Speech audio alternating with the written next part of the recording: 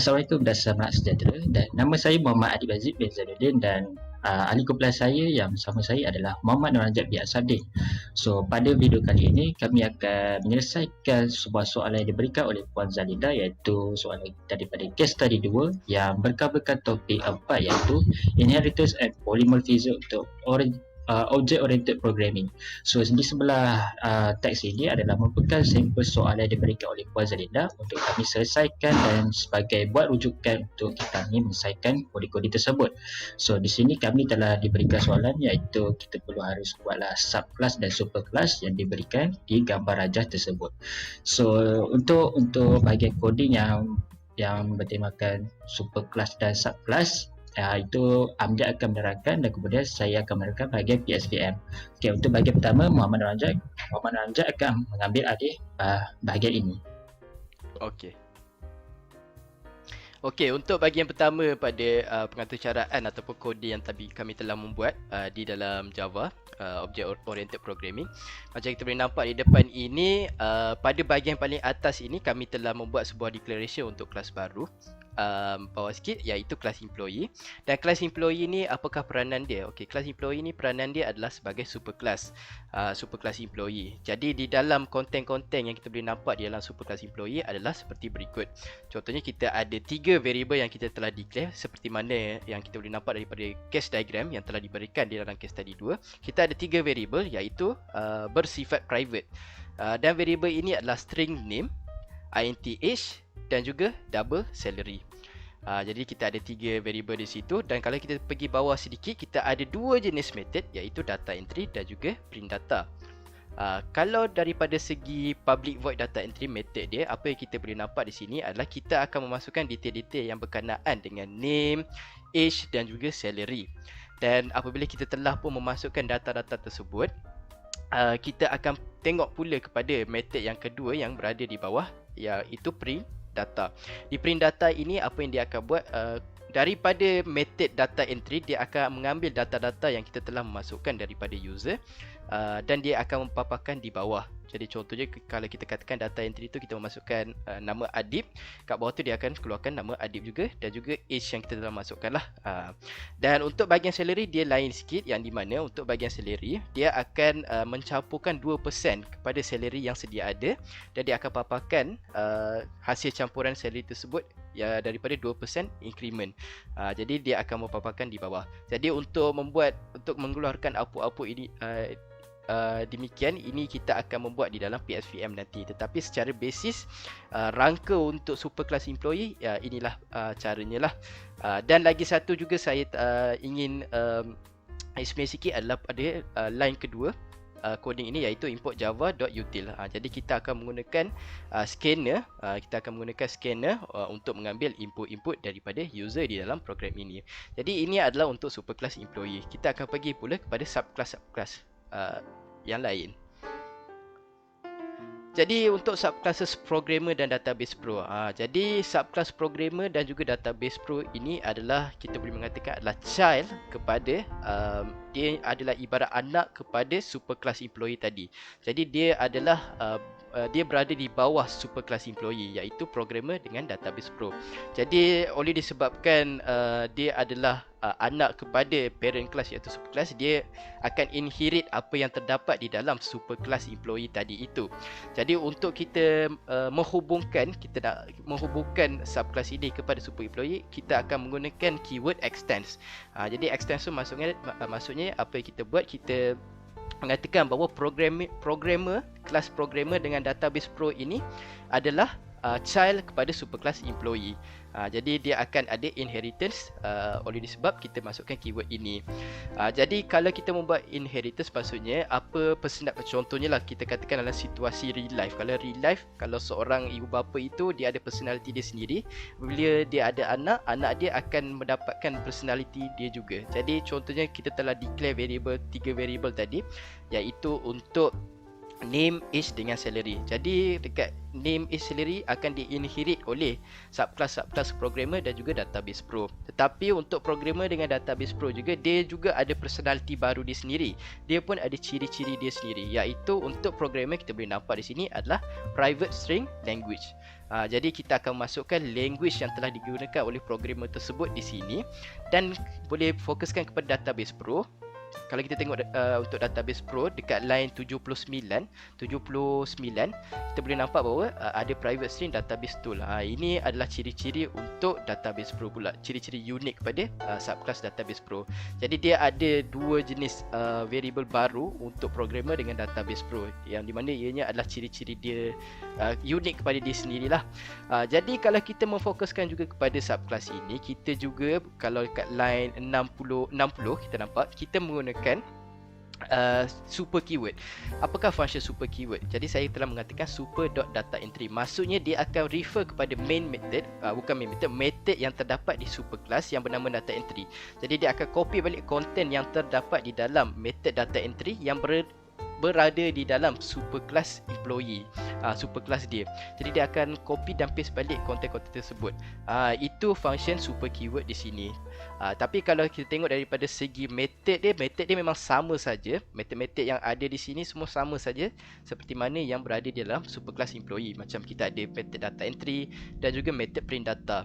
Jadi kedua-dua subclasses yang berada di sini ada method-method tersebut untuk programmer dengan juga database pro.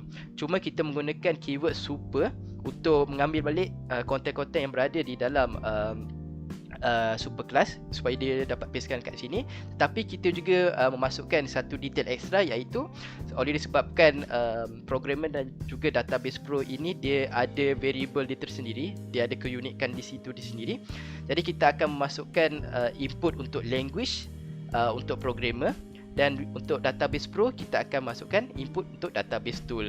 Jadi dia ada keunikan dia sendirilah, keunikan sendiri untuk setiap subclasses ini. Dan kita akan keluarkan output pun sama juga. Kita akan menggunakan super keyword. Macam untuk kalau kita fokuskan kepada line 62 ke tu, bawah sikit line 67, kat line 67 kita boleh nampak print data itu.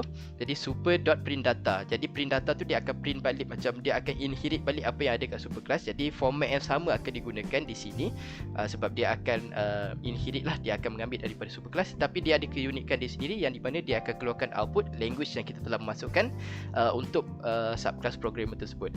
Sama juga untuk database pro di bawah. Kalau kita memfokuskan kepada line 97, line 97, kalau kita fokuskan di situ super.print data, dia akan keluarkan output yang kita telah masukkan, tool yang kita telah memasukkan untuk subclass database pro. Jadi dia akan keluarkan di sini juga. Jadi untuk bahagian-bahagian untuk masukkan input, masukkan output itu kita perlulah membuat object calling. Jadi untuk object calling ini kita akan buat dalam PSVM kita. Jadi di sini saja untuk sedikit explanation tentang superclass dan juga subclasses kita, macam mana rangkanya, apakah kontennya. Sekarang kita akan masuk kepada main method, iaitu PSVM, dan macam mana kita nak memanggil data-data ini dalam PSVM kita supaya kita boleh masukkan input dan keluarkan output. Okey, untuk bahagian saya akan menerangkan bahagian main method yang berada di PSVM, iaitu kalau kita boleh nampak di sini line 109 dan 111, setiap kelas akan diberikan satu objek, iaitu untuk super class kita berikan objek pertama iaitu employee, and then dua subclass iaitu programming database pro mempunyai objek tersendiri. So kiranya kita tak perlu lagi membuatkan sistem output line di bawah lagi, kerana kita telah declarekan beliau di bahagian di atas. So dekat sini kita just untuk di bahagian program ini kita just run sebagai maklumat, iaitu untuk bahagian employee. So mereka akan masuk bahagian employee. Kalau dia nak masuk bahagian programmer, dia akan masukkan bahagian programmer dan database pro. And then di bahagian untuk setiap superclass dan subclass, okay, dekat sini kita dah declarekan sebagai objek satu, data entry. So kita tak perlu lagi untuk membuat lagi sebuah sistem output line, dan dekat sini kita dah declarekan dan dia akan membagikan di bahagian superclass yang kita sudah declarekan tersebut, iaitu di bahagian employee. So dekat sini kita dah bagi, untuk yang di sini kita dah bagikan dia berbeza untuk membagikan di bahagian bawah untuk bahagian programmer tersendiri, iaitu objek 2 data entry. So dekat sini dia akan panggilkan di bahagian untuk subclass employee, iaitu bahagian programmer. So dia akan runkan bahagian di situ dan user akan masukkan input yang sama tetapi di bahagian programmer lain. So dekat sini selepas kita dah runkan tersebut, dah masukkan sebuah data, and then di bahagian print data ini mereka akan program tersebut akan copy semula dan printkan semula perkara-perkara yang kita telah masukkan, and then kita akan boleh nampak semua nama dan tugasan jawatan mereka berada di dalam sebuah program dan gaji mereka di sebuah yang telah didarabkan dengan salary, didarabkan dengan 2% bersama tambah dengan gaji. So semua result tersebut akan dikopikan balik dan dipaparkan semula untuk sebagai print data yang kita telah declarekan di objek 1, objek 2 dan objek 3. So kemudian user akan mendapat tahu gaji-gaji mereka yang selepas yang telah didarabkan oleh sistem yang kita telah buat. So Amjad ada penambahan? Rasanya di situ sahaja. Jadi macam yang telah kawan saya explain tadi, objek-objek ini dia akan memanggil semula metod-metod yang kita telah berbuat di dalam superclass, subclass programmer dan juga database pro dan superclass employee. Jadi kita memanggil semula sahaja metod-metod itu di bahagian PSVM untuk memasukkan data dan juga mengeluarkan output yang tertentu. Jadi di situ saja untuk bahagian ini. Sekarang kita akan memasuki bahagian testing yang di mana kita akan run the program. Okey, jadi kita telah pun masuk kepada di dalam Eclipse yang di mana kita akan runkan program yang kita telah buat. Boleh dekat sini kita boleh nampak kode-kode yang kita telah lakukan. So dekat sini kita dekat di bawah ni saya telah runkan program user. So dekat yang pertama kita welcome to our employee system. Ini di bahagian PSD. Di bahagian PSD di mana kita telah declarekan output lain semua. So dekat sini kita boleh nampak employee yang berada di dalam superclass kita iaitu employee. So kita just masukkan data-data pekerja kita yang berada di superclass ini.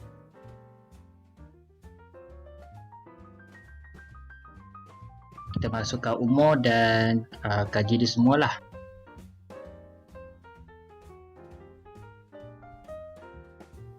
So dekat bahagian programmer ini kita akan menggunakan input name, age dan salary di bahagian superclass employee, tetapi di bahagian programmer kita dapat sebuah output yang berbeza iaitu di bahagian language, dan untuk di bahagian database pula kita akan letakkan di bahagian subclass database yang kita akan letak database tool. So dekat sini programmer dan database tu mempunyai subclass tersedia yang kami telah terangkan. So saya akan letakkan pekerja programmer dan database.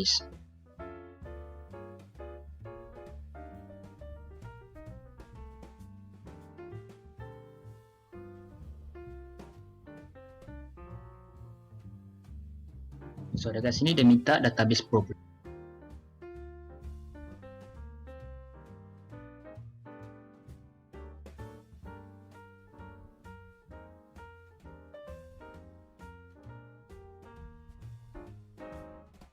So selepas kita dah masukkan input-input yang dekat sini iaitu setiap data-data pekerja. So output print data akan terpaparkan balik dekat sini. So saya dah masukkan nama saya, nama, umur dan salary ini adalah sebuah gaji yang telah didarabkan dengan 2% dan ditambahkan semula dengan salary. So dia akan paparkan sini total yang diberikan yang selepas diinkrementkan untuk para pekerja. So kalau boleh nampak dekat sini untuk gaji saya adalah 2,300 dan result dia adalah 2,346 apabila telah 2% increment. So setiap pekerja telah diberikan setiap sistem iaitu 2% dan mereka akan menggunakan calculation yang sama.